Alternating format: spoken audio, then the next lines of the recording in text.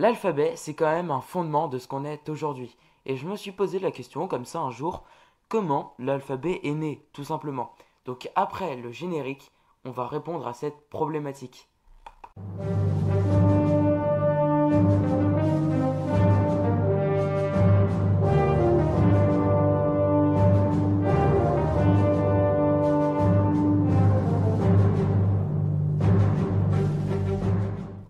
Je ne vous apprends rien si je vous dis que l'écriture ça date pas d'hier.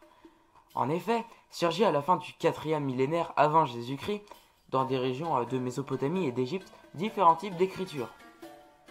L'écriture cunéiforme ou hiéroglyphique, par exemple.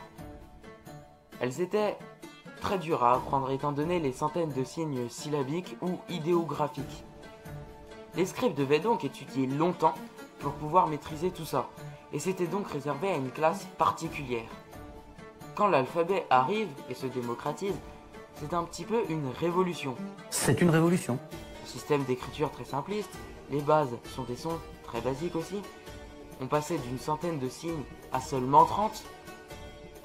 Pour corser le truc, il existait plein d'alphabets, comme celui d'Ougarit, le phénicien et le grec.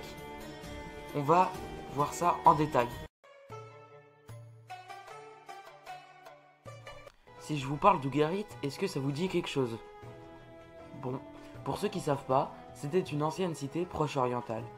Et si je vous en parle, c'est pas pour rien. En effet, c'était dans cette ancienne cité que des archéologues ont trouvé non pas des centaines, mais bien des milliers de tablettes d'argile comportant bien évidemment des écrits en plusieurs langues. Sur toutes les langues répertoriées ont été trouvés un alphabet de type cunéiforme, utilisé pour consigner la langue locale.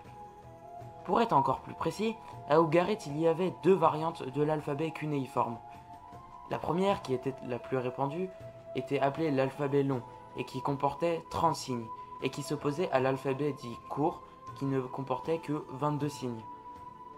Pour terminer, c'est grâce à cette écriture, venant d'Ougarit, qu'ont été rédigés des documents administratifs, des textes rituels et même des mythes et des légendes. Cependant, il ne faut pas le considérer comme un alphabet important, car il fut 108 et tomba dans l'oubli. Les origines de notre alphabet, le pilier, si je puis dire, ça remonte au XIe siècle, avant Jésus-Christ. C'est là, sur la côte phénicienne, que des inscriptions furent trouvées. Pour plus de précision, c'est sur des pointes de flèches que le mot flèche, avec le nom du propriétaire, ont été trouvés.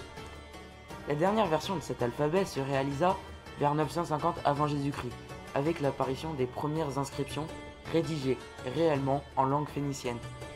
L'alphabet était alors constitué de 22 signes consonantiques écrits de droite à gauche. Ce qui est marrant, c'est qu'on utilise encore cette disposition aujourd'hui en hébreu ou en arabe. Ce qui est bien, c'est que l'expansion coloniale phénicienne permit de ramener l'alphabet dans tout le bassin méditerranéen, et donc influencer le développement de plein d'autres types d'écriture.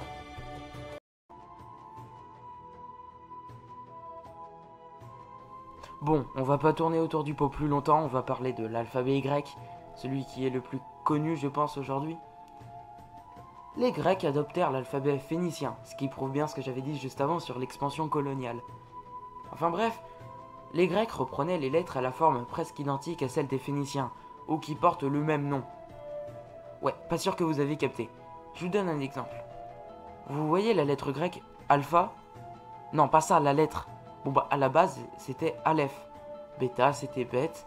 Et un dernier, par exemple, gamma, c'était guimel. Ce qui est fou avec cet alphabet, c'est que ce qu'on connaît aujourd'hui, il vient du Proche-Orient. Et s'il est parvenu en Occident, c'est parce que les Grecs ont adopté l'écriture phénicienne. Enfin bref, voilà sur quoi se clôt l'épisode d'aujourd'hui. Je te spoil le prochain épisode qui sera sur